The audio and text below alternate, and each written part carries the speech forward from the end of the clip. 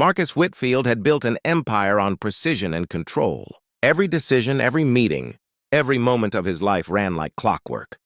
Except for the chaos that came with raising twin 6-year-old daughters alone. As his private jet touched down 3 hours ahead of schedule, he felt that familiar weight in his chest, the one that reminded him he was failing at the only job that truly mattered. He'd missed another dance recital, another parent-teacher conference, another bedtime story. The nanny he'd hired, through the most exclusive agency in Manhattan, was supposedly exceptional.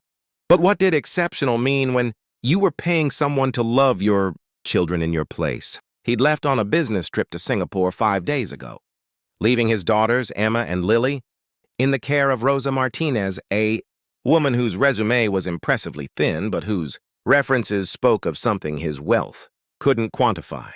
His assistant had hesitated before hiring her. "She doesn't have the pedigree of the other candidates," Jennifer had warned. She worked as a cleaning lady before this, raised 4 kids of her own in the Bronx on practically nothing but something in Rosa's eyes during the interview, a warmth that reminded Marcus painfully of his late wife, had made him override every logical objection.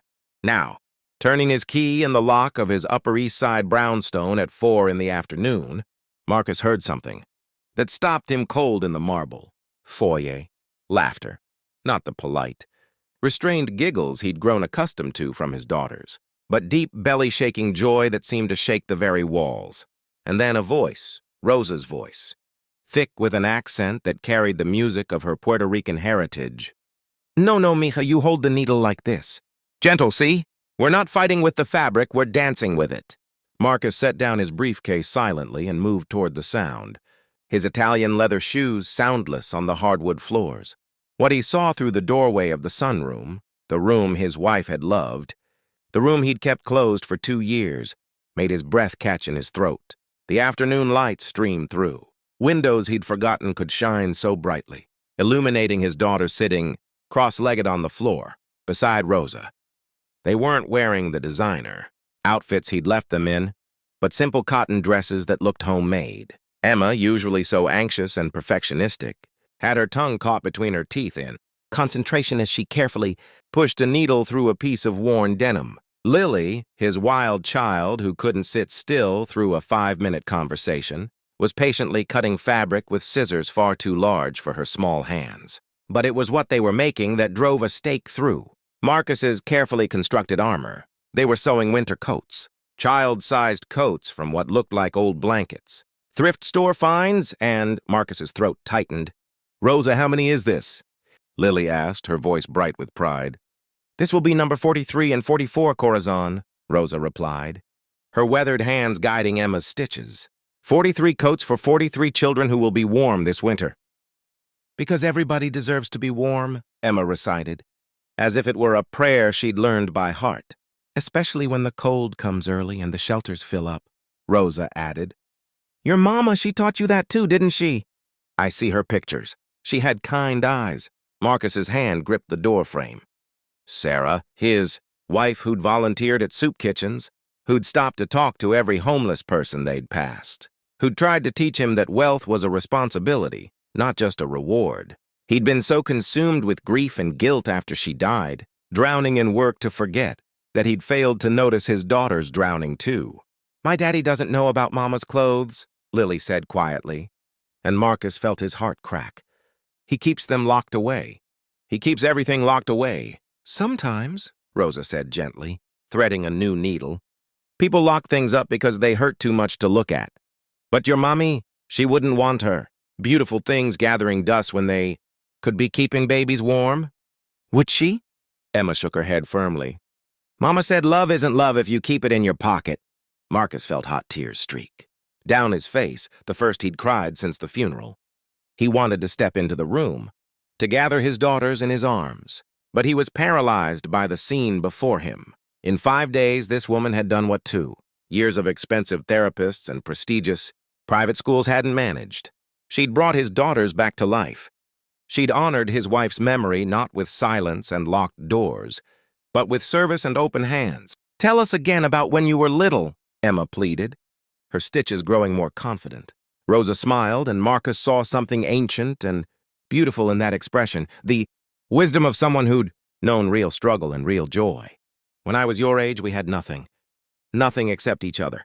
My mama, she would take the cornmeal meant for our dinner and make extra arepas for the family down the street whose papa was sick.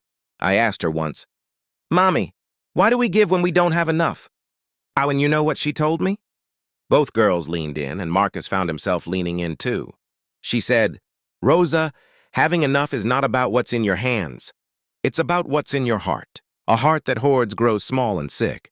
A heart that gives grows big enough to hold the whole world." "Is that why you teach us this?" Lily asked. "So our hearts grow big?" "Sí, mi amor." "You girls, you live in this beautiful house with everything you could want. But I see you're hungry, not for food, but for purpose, for meaning. Your papa, he gives you things because he loves you. But things don't fill the empty spaces, do they?" Emma's voice came out small. "I miss Mama, and I miss Daddy too, even though he's still here." Marcus's hand flew to his mouth to stifle the sob that threatened to escape. "I know, baby girl," Rosa murmured, pulling Emma close. "I know, but look what you're doing right now. Every stitch is a hug for a child you'll never meet. Every coat is your mama's love, still alive, still warm. And when your papa finally comes home, really comes home, not just his body, but his heart, he's going to see what strong, beautiful, generous women you're becoming. Do you think he'll be mad we used Mama's clothes?" Lily whispered. "Mad?" Rosa laughed, a sound like church bells.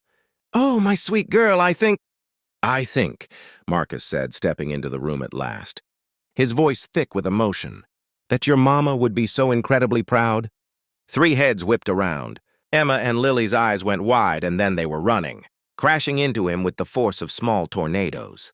He sank to his knees and held them, really held them, for the first time in longer than he could remember. "Daddy, you're home early," Emma cried. "And you're crying," Lily added, her small hand touching his wet cheek with wonder. "I am," he admitted, looking over their heads at Rosa, who had stood respectfully, her eyes shining with unshed tears, "because I just learned something very important." "What?" both girls asked together. "That I've been so afraid of losing. What I love that I forgot.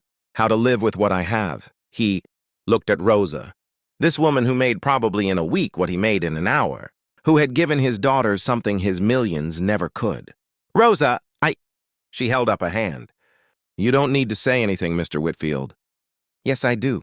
He stood, still holding his daughters close. "I need to say thank you, and I need to say I'm sorry to all 3 of you.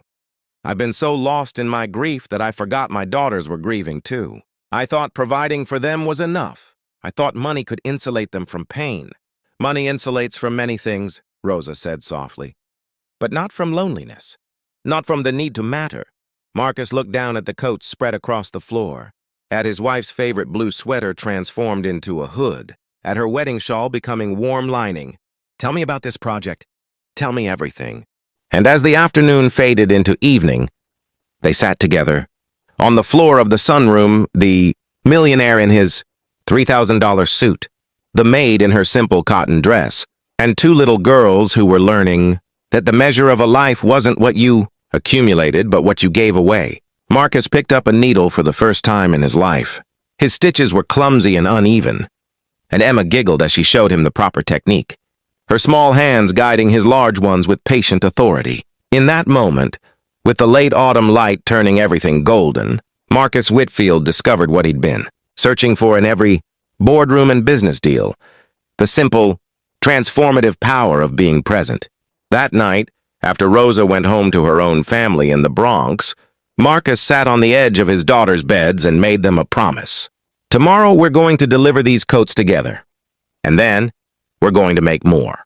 And I'm going to be here, really here for all of it." "All of it?" Lily asked skeptically. "Even the boring parts?" "Especially the boring parts," Marcus said firmly.